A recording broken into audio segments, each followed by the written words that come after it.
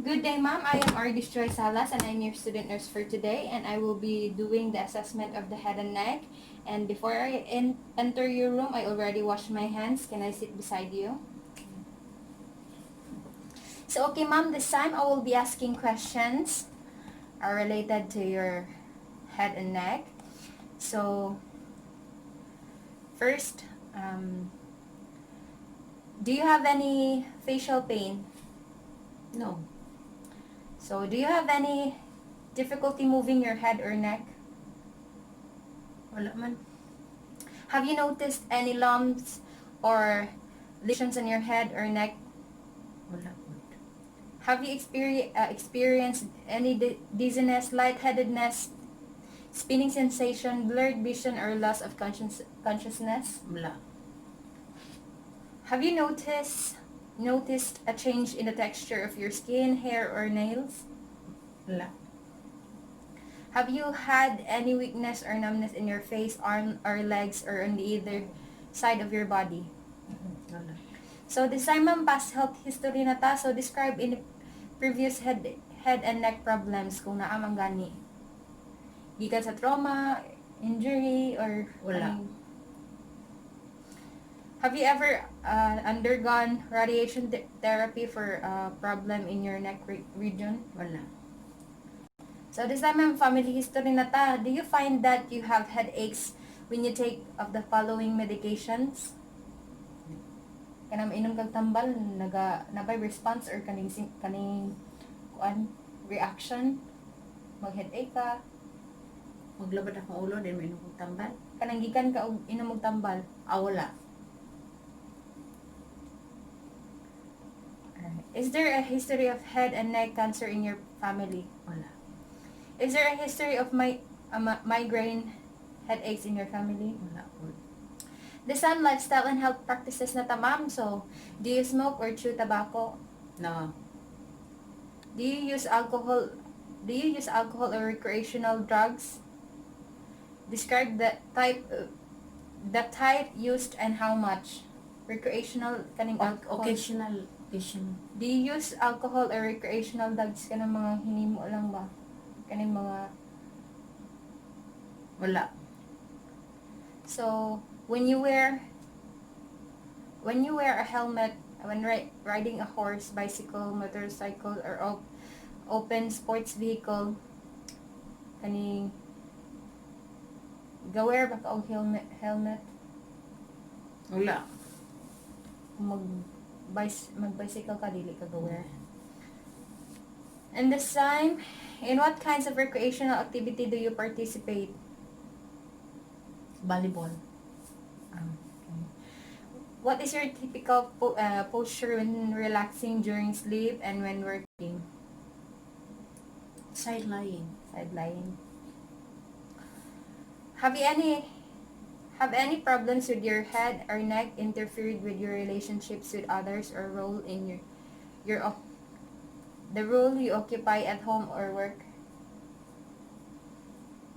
Na ba kay problema sa imo ang head or neck Wala. na makakuan?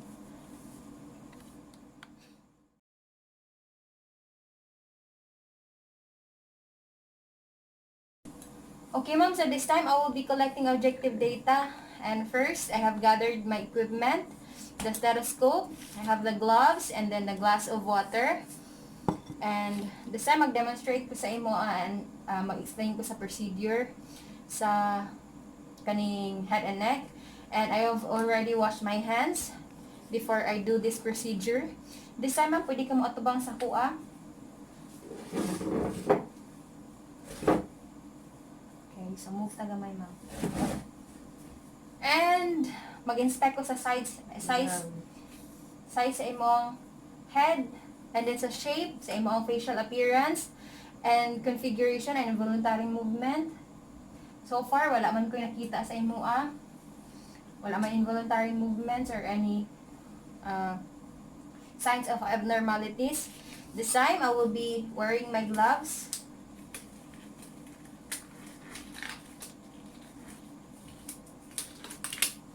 And mag-start ko og palpate sa imo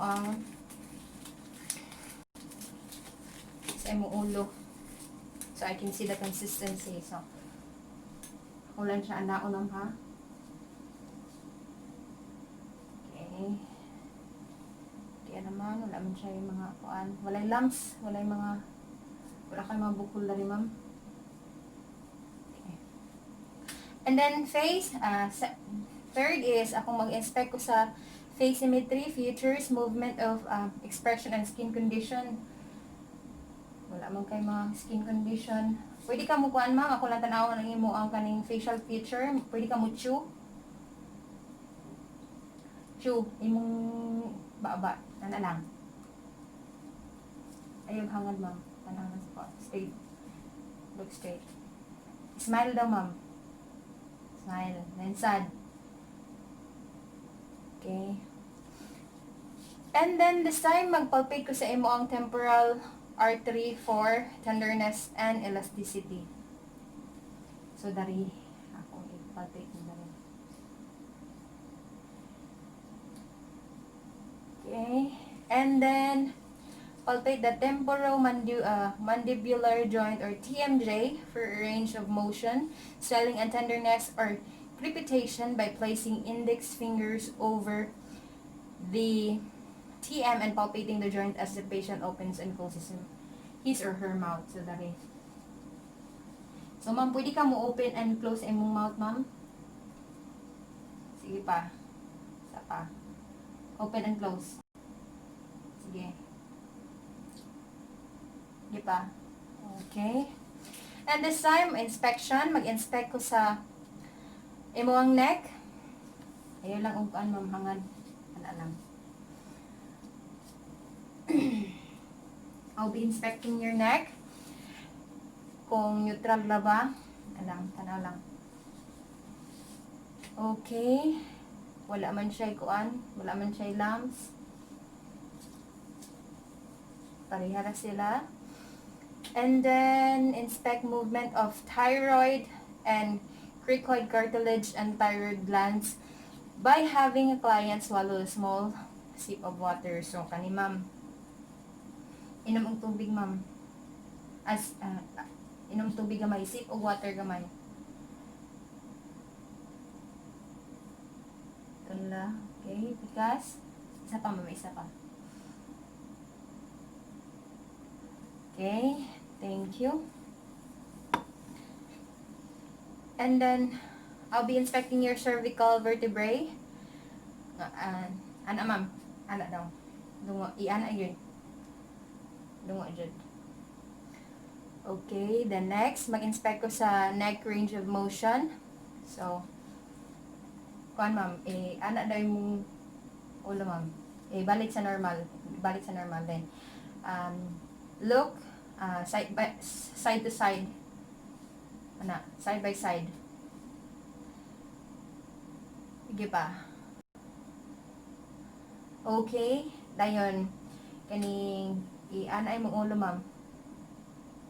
I-ana jud. Sit straight and i-ana ang imong kuan. Ana mo, i-tilt ang imong ulo. Ayaw lang itaas din. Sige, ana, i-tilt. And then sa pikas. Okay, and then okay na, ma'am. Then ana, ma'am. Then tanaw sa ceiling. Okay, balik. And okay. Okay na. So, this time magpalpate ko sa imong trachea.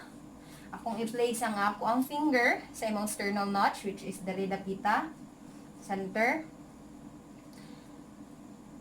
And feeling each side. Okay. Dayon magpalpate po ko sa imong tracheal rings.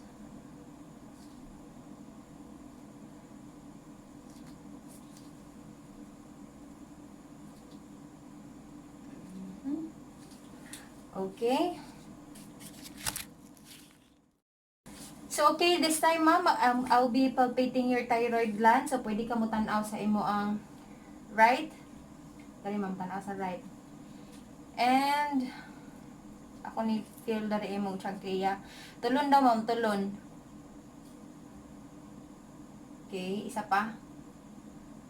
And tanaw dito sa left. And then tulon. Okay. So this time ma'am, i-tilt imong ulo dali. Ana, i-tilt. Ayo ana lang, straight din i-tilt. Okay, so tulon. Sapa tulon. Ikas. And then tulon. Okay. So far wala man ko abnormality nga nabantayan sa imo ang thyroid gland. So I will na wala man siya enlarge. So I will not be doing the I will not be auscultating your thyroid gland since wala may enlarge. And this time I'll be doing palpation sa imo ang ulo sa imo ang neck. And this time mag-start ka sa occipital nodes nimo, nadali na sa back of unahan gamay sa imong ears. Dari back of the head ang base sa imong skull. And then the posterior auricular nodes akong i-palpate kung naabay nodes. And then pre-auricular. Wala. Tonsillar. Submandibular kaning area. And submental kani siyang chin. Palpate na to na. Okay. And sa superficial niya dari kaning area. Ana gamay ma'am. Kaning area ato ni ipalpate. Ubo sa iya ang tonsillar dari. And then sa posterior cervical node sa likod kani kung asa ang iya ang cervical vertebrae ana dari. Okay, and then iya ang next ato ipalpate is deep cervical node. So dari kani linya hani gikan sa taas paubos na ipalpate. And then supra clavicular, above the clavicle. So pwede ka mo face ato ang kuan ma'am. So mao ni imong clavicle, above the clavicle, imo na siya ipalpate using the three fingers, the pads of your fingers, imo na ipalpate na. And then the infraclavicular, ubos sa imong clavicle. So this one is a clavicle sa ubos, imo na siya ipalpate. Okay, so that would be all, and that concludes the assessment of the head and neck.